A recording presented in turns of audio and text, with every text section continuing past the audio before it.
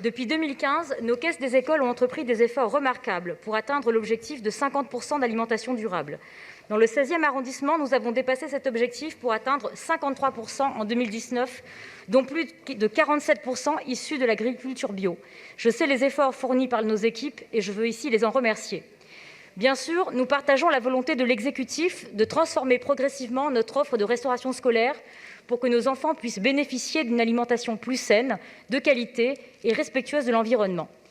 Mais nous connaissons aussi les exigences d'une telle transformation que nous accompagnons quotidiennement auprès de nos caisses des écoles et de nos restaurateurs.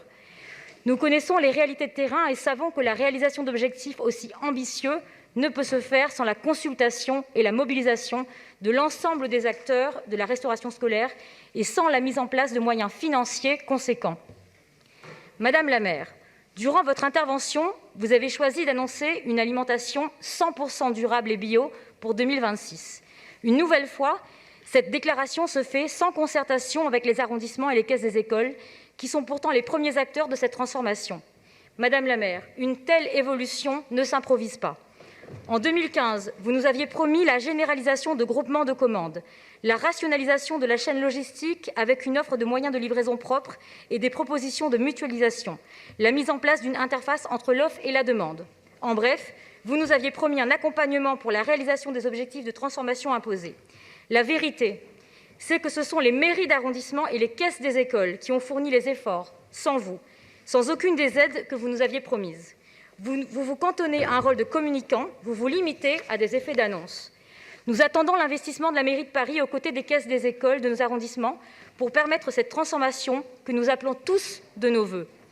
Dans le 16e arrondissement, ce sont 1 100 000 repas chaque année. Et pour Paris, près de 22 millions de repas qui sont servis par les caisses des écoles.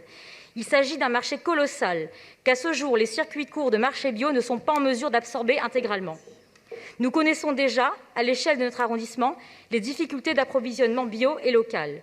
Les produits servis dans les écoles parisiennes parcourent aujourd'hui en moyenne 600 km de distance. Alors je vous pose la question, quel sens y a-t-il à importer du bio d'Espagne ? L'introduction progressive de l'alimentation bio et durable a aussi bouleversé les équilibres financiers de nos caisses des écoles.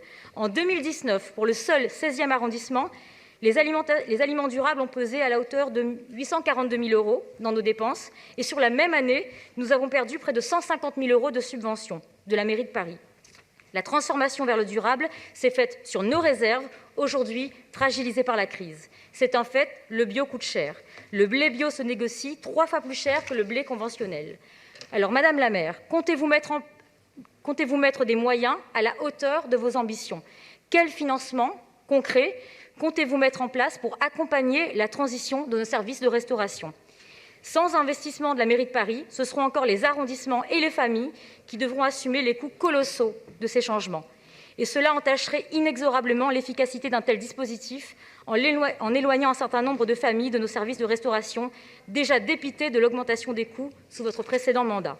Le 100 % bio et local dans les cantines ne se décrète pas. Il est le résultat d'un travail d'envergure avec les producteurs, les restaurateurs et les arrondissements. Il nécessite une transformation générale de tout un marché, la création de véritables filières locales capables de répondre à la demande parisienne. Sans cela, nous ne sommes pas en mesure de garantir une alimentation diverse et de qualité issue de circuits courts pour nos enfants.